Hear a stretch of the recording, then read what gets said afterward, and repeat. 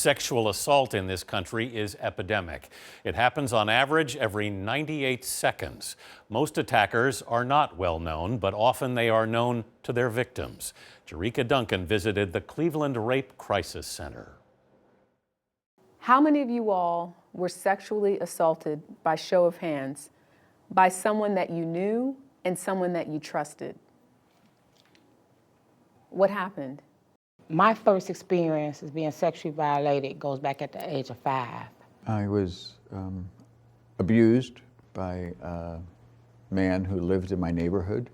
I was molested by my mother's boyfriend. I was abused by a family member. I was raped by a coworker at my old job.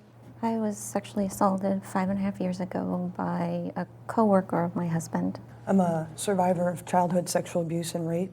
It was from an older boy that lived in the area. I share my story to try and help other people walk through this darkness because it was horrible. Do you think there are actually more male victims of sexual abuse and rape than what's reported? I do.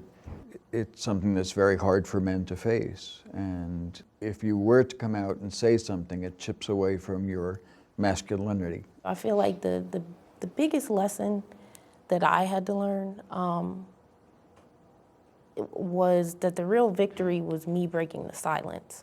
There are changes that are starting to happen in society, especially with all of the major news events that are coming out, and I think that is great that it's getting so much attention, but there is still a culture of victim blaming. The way people are responding to the celebrities and people who have a name, I really wish society would respond to our everyday survivors the same way. So it's like we create a hierarchy for survivors in our society, that if you have to look a certain way, come from a certain background for you to get that attention. None of us are like TV personalities, so that's a beautiful thing. Let people know you don't have to be rich, you know, you don't have to be in the spotlight.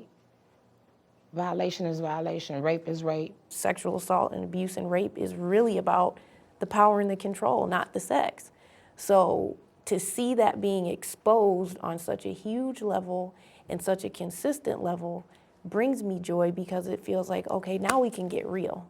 Now we can really have conversations. Now we can stop, having all these little whispers or making it be about the person who's raped is damaged goods. No, how about the person who did the raping has a problem? Unfortunately, finding those people that you just heard from was not difficult.